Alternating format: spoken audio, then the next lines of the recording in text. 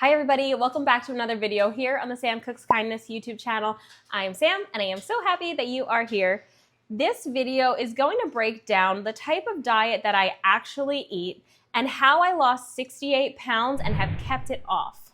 We're going to talk a little bit about my dieting history and basically my whole story that has brought me up to where I am now. Just a quick disclaimer before I get into it. Everything I'm going to say today is based off of my life and my personal experiences. If you want to start a new way of eating, a new diet, a new workout program, whatever it is, I know we all know that we need to talk to our own medical providers before we start that and not go off of what somebody's saying in a YouTube video. But I want to share my experiences, and I'm really excited to make this video because it's been something I've kind of wanted to do, but it was hard for me to get all my thoughts together. So I finally made myself an outline of what I wanted to share, and we're gonna get into it right now. Before I talk about what I'm eating now and how I lost the weight, let's talk a little bit about my history. I grew up in a very standard American household. We all ate a standard American diet, and my mom was a cake decorator, so we had lots of baked goods in our house at all times. So needless to say, I was a bit overweight growing up. I was never a thin kid. I was never super fit growing up. And I remember in elementary school, it was first grade, was the first time I ever had a comment from another person about my weight. And it was another student, and it has stuck with me my entire life. But it wasn't until middle school that I started really realizing that I was like a little bit heavier than everybody else. And I kind of just wished and prayed that one day I'd wake up thin, and that was basically the theme of my life growing up.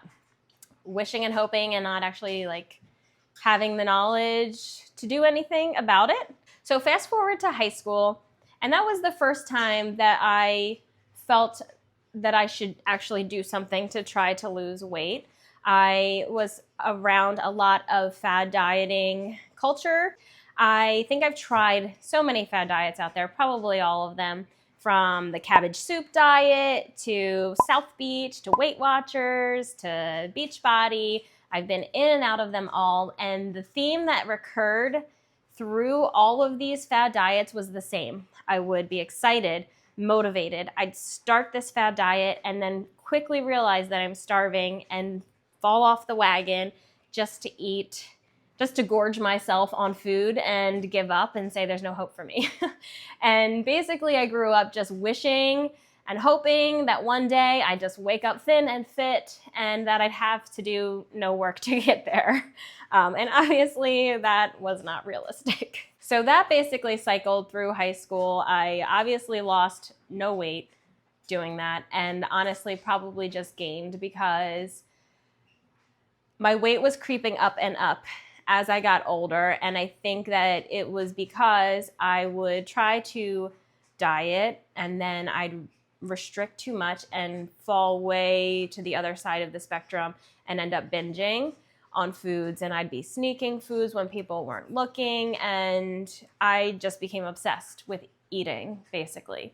So then I hit college, and I gained that freshman 15 plus some with no problem at all, and I had my first what I would consider, or what I had considered to be a successful diet, and that was starting Herbalife, which of course was just another fad diet. So I joined a competition. I did the shakes for meal replacements. I was eating shakes or drinking them for 1 to 2 meals a day, and of course I lost weight doing that. And I lost about 50 pounds, and that was the biggest weight loss I've ever done, ever had in my life up to that point.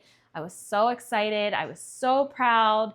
I just relished that moment. And then I completely stopped. I thought I hit my goal. This is where I want to be. And then I just went back to my old habits. I stopped drinking the shakes, and I don't know what I thought was going to happen, but it wasn't maintaining that weight loss. I gained that 50 pounds back, plus a little bit more, and it was just another round of that binging and restricting cycle, and it left me worse than I started, just like every single time before that. So that was the cycle growing up all through high school and college, fighting with myself, not feeling good in my body, binging and restricting over and over and over again, and over those years, my weight just climbed and climbed and climbed. And then I got married. And before I got married, obviously that's good motivation to lose some weight. So I managed to actually start building a couple like healthy habits around that time. I got into running at that time and beach body workouts. I even did some half marathons at this time. And because I was so active, I was able to lose a little bit of weight. Not a lot. I was still overweight, like much more than where I should be. But I was able to kind of get the weight off a little bit. And so I got married. I was happy with where I was. And then I got pregnant.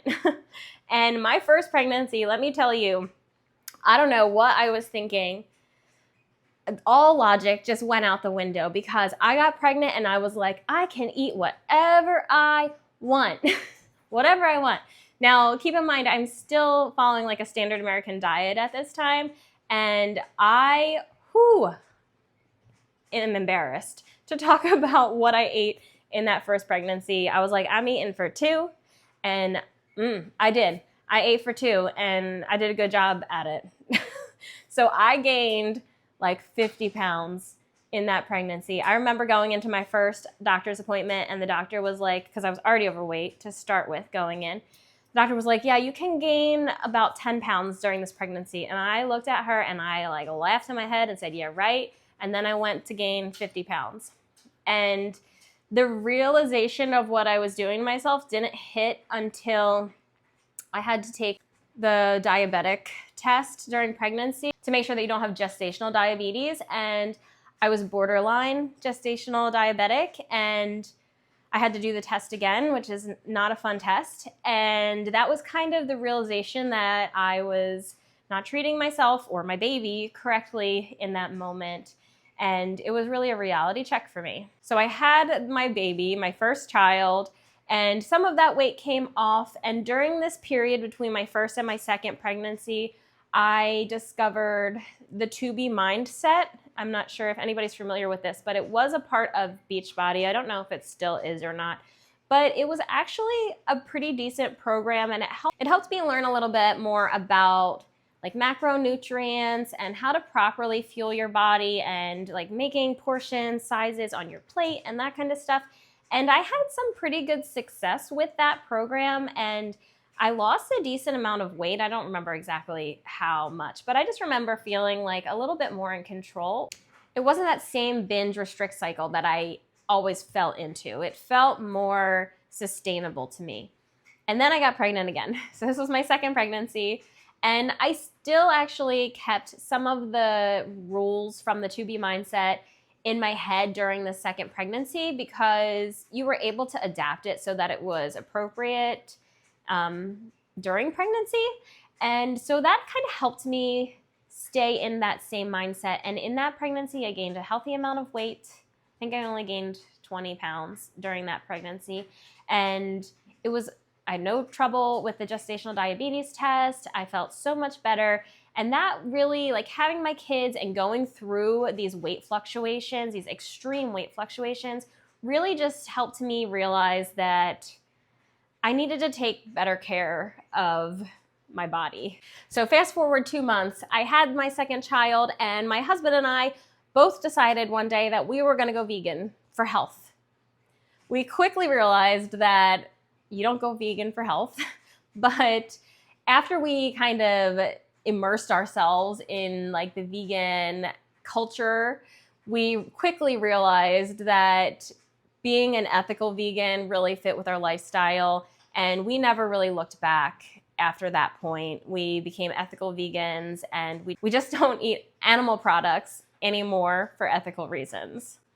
So from 2018, when I first went vegan, to 2020, I basically just immersed myself in podcasts, YouTube videos, anything from all those vegan doctors out there. The Starch Solution with Dr. John McDougall was a huge influence in my vegan, whole food, plant-based, whatever you want to call it, food journey up to this point. So after we went vegan, my husband and I both dropped weight because we cut out things that we were really eating a lot of, like cheese, all dairy and eggs and, you know, any meat that we were eating, swapping it out automatically kind of cut calories for us. And we both managed to lose a little bit of weight without actually trying. And then COVID hit in 2020. And that was when I started my blog, samcookskindness.com. And I started making tons of vegan recipes, and I was having a blast putting these out. But with vegan recipes and recipe testing, I didn't know how to exactly manage that, I guess, as far as what I was eating. And I was constantly testing recipes, constantly eating the recipes I tested, until I realized that it wasn't quite aligning with what I wanted in my own life. Like, I felt like I couldn't be putting out vegan recipes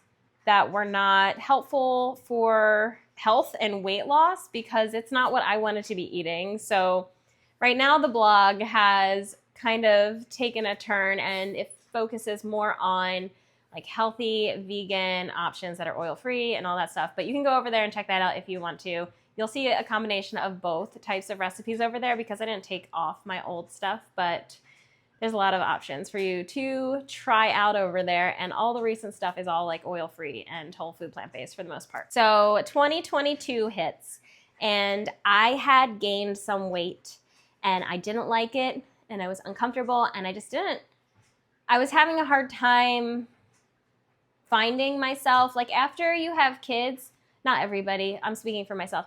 After I had kids, I kind of lost who I was. I think I was so busy, so stressed. I didn't remember what I liked to do. Didn't remember how to have fun, how to socialize, especially after COVID and all that. And I was really struggling. And so in 2022, I hopped on a call with the Lean with Plants team. It was actually the second time I joined them, but the first time it was not a coaching program. It was just like a course and a community. And so in 2022, I hopped on this call again with the Lean with Plants team, and I signed myself up for one-on-one coaching so that I could have somebody to talk to, basically, to help me figure out my health goals and how to get there. And it was a really good investment, because it has helped me become myself again, and it has helped me strive towards goals that I never even knew that I would have. So that's how we got to where we are now in 2025, and how I lost the weight that I have. I have lost 68 pounds total from my highest non-pregnancy weight. So if you add pregnancy weight on there, it's even more. So that has brought us to where we are today in 2025. I still have a coach through Lean with Plants. I like having somebody there, even though I feel confident in my habits and my choices. Having a one-on-one coach just to like bounce ideas off of, or rant to, or just somebody in your corner to like check out your food and that kind of stuff, has been super helpful for me. It's helped me get back to myself, and it feels really, really good. So that's how we got to where I am now, losing 68 pounds and honestly never feeling better. So let's talk about the food. What kind of diet do I actually follow, and why? I've had some questioning comments lately on my videos about whether or not I am actually whole food plant-based. So I wanted to talk about it, because I think it's really up for interpretation. My way of eating has evolved over time based on my personal experiences, and the way that you eat should be based off of your personal experiences too. It shouldn't be because somebody told you to eat this way. It should be because you went through some trial and error and actually figured out what works for you and your lifestyle and your body, what makes you feel good, because what makes me feel good may not make you feel good. So it's important to actually listen to yourself when you're going through this. So you may or may not agree with the way that I eat, and that's okay. This is how I eat. This is how I feel my best, and I'm just sharing it with you in case you're interested in hearing about it. First things first, I am vegan. So everything that I eat is always vegan, no animal products, ever. Now, how I actually eat is influenced by a lot of things. I eat a starch-based diet. That means I love to fill up on whole food starches like potatoes, grains, rice, sometimes whole wheat style breads, but not too often because they're a little bit more calorically dense. But you get the idea. Whole food starches help me feel full, help me feel satisfied. So I eat tons of those. The second thing is I eat a low calorie dense diet and high volume. I need to feel full. It's just how my body is. If I eat small portions, I am going to binge later on. I know it. That's just how my body is. So I need to eat high volumes of food, but I need to be in a calorie deficit if I want to lose weight. So I had to learn about the rules of calorie density, how much calories are in a certain type of food versus another type of food. And ultimately, your non-starchy veggies are the lowest. Your starches are going to be a little bit higher, but they're going to keep you full. Fats are going to be the highest. Oil, forget about it. I don't eat oil. I'll link a video below about why I don't eat oil. It's too calorically dense. I just don't cook with it. That's it. So how does my diet differ from a whole food plant-based diet? A whole food plant-based diet is defined as a diet that eliminates all animal products and has unprocessed whole food ingredients like whole grains, fruits, vegetables, legumes, and they also tend to restrict salt and sugar from their diets as well, which is just not something that I am willing to do because I like my food to taste good. I believe in some form of balance, in some form of intuitive eating, and I think I've gotten to a point in my journey where I'm so used to eating my starches, my veggies, all the time that I can incorporate a treat here and there if I want to. If I'm craving a pizza, I'll make a pizza. Maybe I'll make a whole food plant-based version of a pizza. Maybe I'll have a regular pizza with a little bit of vegan cheese. But either way, I'm not going to gorge myself on it. I'm going to enjoy it in that moment and I'm going to move on. I talked about this a little bit in my last video about what I do when cravings hit. So I'll link that for you because I'm not going to get into it right now. But this is the way that I have found balance and joy in my food, where I have been able to strive for health and eat my vegetables, eat my starches, incorporate some plant-based proteins like tofu and tempeh and tons of beans. And it's all about finding a level of abundance, thinking about eating in abundance and not what you're restricting. I've managed to lose 68 pounds eating this way, and with time and practice, it gets easier. Your taste buds change. You learn to enjoy your food. I prefer my veggies and my starches most of the time, but I'm also not going to torture myself if I decide that I have a craving for a vegan donut once in a while. It's going to be okay. I can enjoy the vegan donut and then go back to eating my veggies for my next meal. It's not going to end the world, and I still managed to lose 68 pounds, so something's working. I also don't want you to think that that means I'm planning treats for myself every single day or every single week even, because I'm not. I would not be losing weight if I was planning treats every day, because in order to lose weight, ultimately, no matter what diet you choose to follow, you need to be in a calorie deficit. That doesn't mean that you necessarily need to start counting calories, but it means you need to be aware of calories in the foods that you're eating. I have no idea what my TDEE is. I have no idea what my calorie count is from the day-to-day basis, but there's a few ways that you can know if you're in a calorie deficit without actually having to count calories. And the ways that I do that is by weighing myself every single day, because that's going to be just pure data. And I know this might trigger some people stepping on the scale, but I will tell you an honest truth that may hurt is every single time I gained any significant amount of weight in my life, I was not stepping on the scale. I was avoiding it. I was not looking at it. And then one day I had to force myself back on, and I was miserable because of how much weight I had gained. If you're stepping on that scale every single day, you have an idea of where you're at.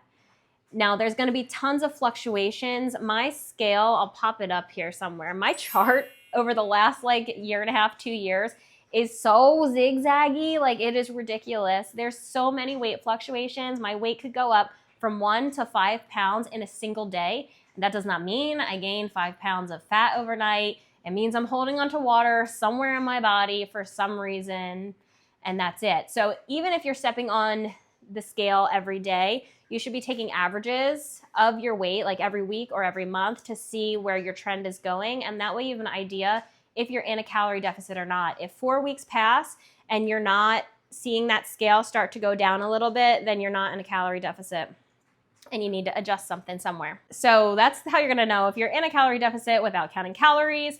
The most important thing here is that you have to be consistent and you have to be patient.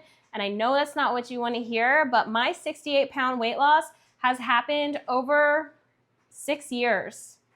I may have lost 35 of those pounds over the last year and a half while I've been getting like really in tune with everything. But over the last 6 years is how long it took me to drop those 68 pounds. And it's just not an overnight thing. I didn't gain that weight overnight. I'm not going to lose that weight overnight. I have to be patient and I have to be okay with weight loss being slow over time, because guess what? Those 6 years passed. Those 6 years are gone.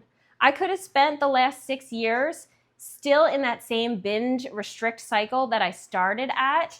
And where would I be now? I'd probably be, I don't even want to think about it. I would have kept gaining weight.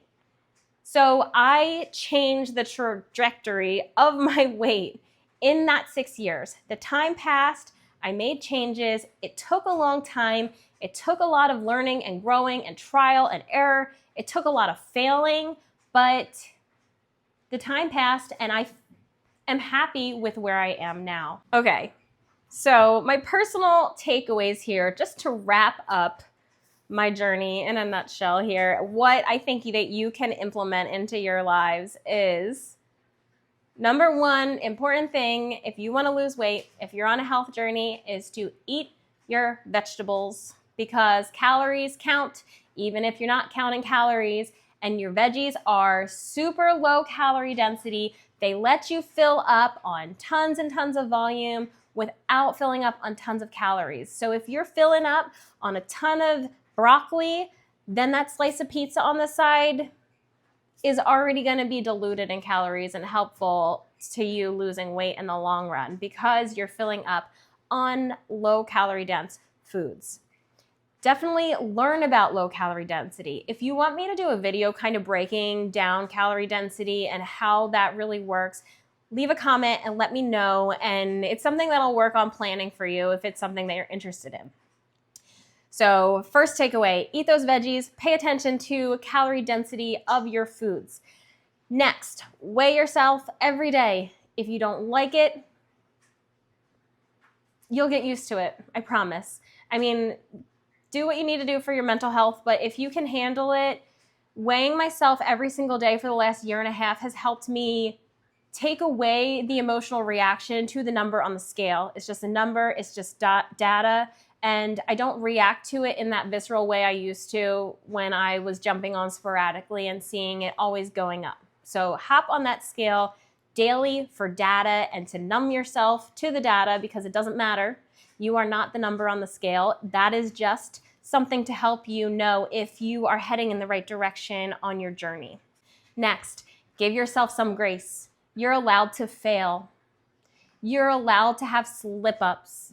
You're allowed to do these things, but the key is when this happens, when you fail, you're not giving up. You're not throwing out the baby with the bathwater. You are picking yourself up and you're gonna keep going, because you may not have liked how you acted in that moment, but you can change how you act in the next one. And if that's grabbing a carrot and snacking on it with some hummus, then great. You made a good choice after failing, and you can still continue going forward, because, as I said, that time's gonna pass anyway.